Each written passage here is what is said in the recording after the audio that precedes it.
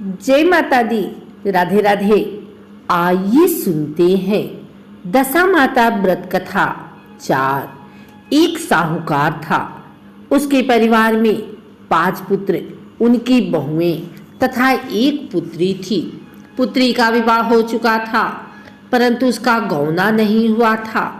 इस कारण वह भी अपनी माता पिता के घर में रह रही थी। एक दिन साहूकार की पत्नी दशा माता का डोरा ले रही थी। उसकी बहुओं ने भी डोरे लिए। बहुओं ने अपने सास से पूछा कि क्या ननद के लिए भी डोरा लेना है। सास ने कहा हाँ।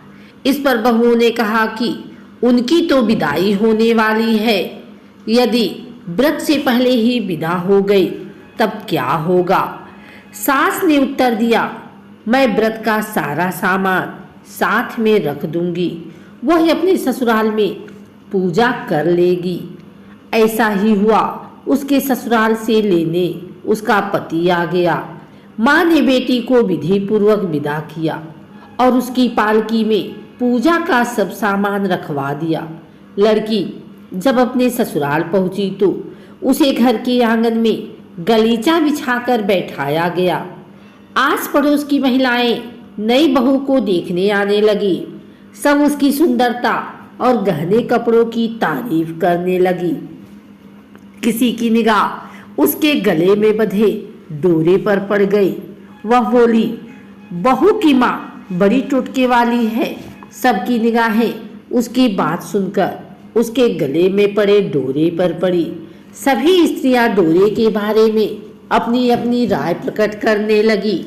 शाम को सास, ननद, देवरानी, जेठानी, घर की सभी स्त्रियां भी उसी डोरे की चर्चा करने लगी। सब डोरे की निंदा कर रही थी। सुबह से शाम तक डोरे के बारे में सुनते सुनते बहू का दिमाग खराब हो गया। उसने डोरे को गले से उतार कर जलती हुई आग में डाल दिया। डोरे के जलते ही सारे घर में आग लग गई। घर में रखा सब धन जल गया। सब आदमी अपने प्राण बचाकर घर से बाहर भागे। अब घर में केवल नई बहू और उसका पति रह गया। बाकी सब भाग गए। घर का सारा सामान जल गया था। घर में अब न खाने को अन्न था और न ही पहनने के लिए वस्त्र बचे थे। इसलिए दोनों पति पत्नी गांव छोड़कर रोजगार खोजने चल दिए। चलते चलते वे उसी गांव में पहुंच गए जहां की वह लड़की थी। लड़की ने अपने पति से कहा, तुम यहाँ भाड़ झोंको और मैं भी कोई काम ढूंढती हूँ।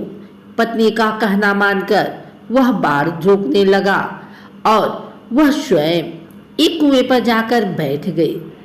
उस कुएं पर सारे गांव की स्त्रियां पानी भरने आया करती थी।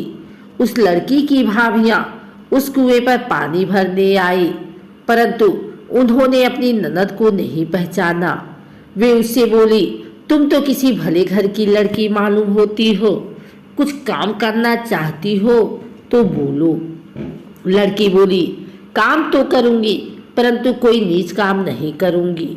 बड़ी भाभी बोली, हमारी ननद ससुराल चली गई है, तुम हमारे बच्चों की देखभाल करती रहना और हमारे घर से सीधा लेकर अपना भोजन बना लिया करना।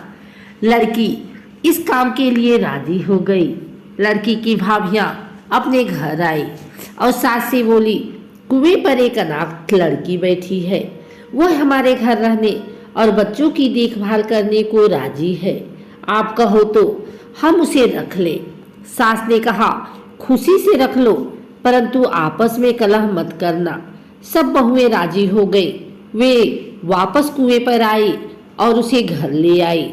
वह अपने भतीजे और भतीजियों की देखभाल करने लगी और अपना जीवन निर्वाह करने लगी।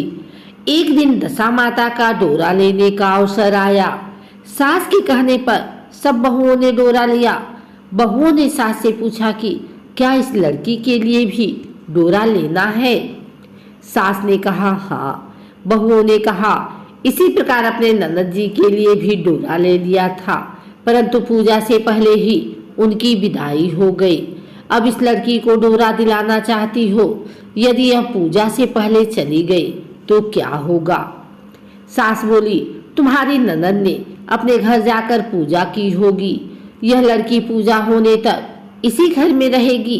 तू अपने आप पूजा में शामिल हो जाएगी और यदि कहीं चली गई तो वहां पर ही पूजा कर लेगी। सर्वसम्मति से लड़की ने भी दशा माता का डोरा ले लिया।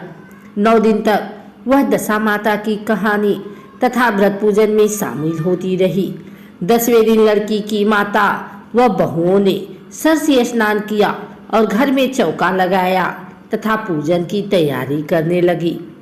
लड़की बहुओं से बोली, यदि कोई पुराना कपड़ा मिल जाए तो मैं भी स्नान कर लूं। बहुओं ने अपनी सास से पूछकर अपनी ननद की साड़ी उस लड़की को दे दी। अपनी पुरानी साड़ी लेकर वह स्नान करने गई। उसने सरसी स्नान करके साड़ी पहनी और घर आ गई। घर पर पूजा आरंभ हो गई। वह जैसे ही पूजा के पास आकर बैठी तो बहुओं ने कहा, यह तो हमारी ननद जैसी लग रही है। इस पर सास ने नाराज होकर कहा, तुम्हारे मन में जो आता है बोलती रहती हो। पूजा के समय भी चुपचाप नहीं बैठा जाता। चुप रहो, मुझे कथा कह लेने दो। तुम्हारी बातों से कथा में विघ्न पड़ता है। बहुएं चुप हो गई। घर की सब स्त्रियों ने पारण किया। लड़की ने भी पारण किया। इसके बाद स्त्रियां एक दूसरे का सर गूंथने लगी। एक ने लड़की का सर गूंथना शुरू किया। वह बोली कि जैसी गूंथ सिर में है वैसी गूंथ हमारी ननद के सिर में थी। सास नाराज होकर बोली, तुम मेरी बेटी की तुलना इससे क्यों कर रही हो। सास ने बहू को तो डांट दिया, परंतु उसकी बात मन में घर कर गई। उसने लड़की से कहा, आज रात मेरे पास सोना। रात तो जब बहुएं सो गई तो उसने लड़की से पूछा, तुम्हारे पीहर में कभी कोई था। उसने जवाब दिया, मेरे 5 भाई और भाभियां, तुम जैसे माता पिता थे। उसने फिर पूछा, क्या हुआ। लड़की बोली, पीहर में मैंने दशा माता का डोरा लिया था। उनके पूजन से पहले ही ससुराल के लिए विदा हो गई। ससुराल में पहुंचकर मेरे गले में पड़े डोरे को देखकर वहां की स्त्रियां हंसी उड़ाने लगी।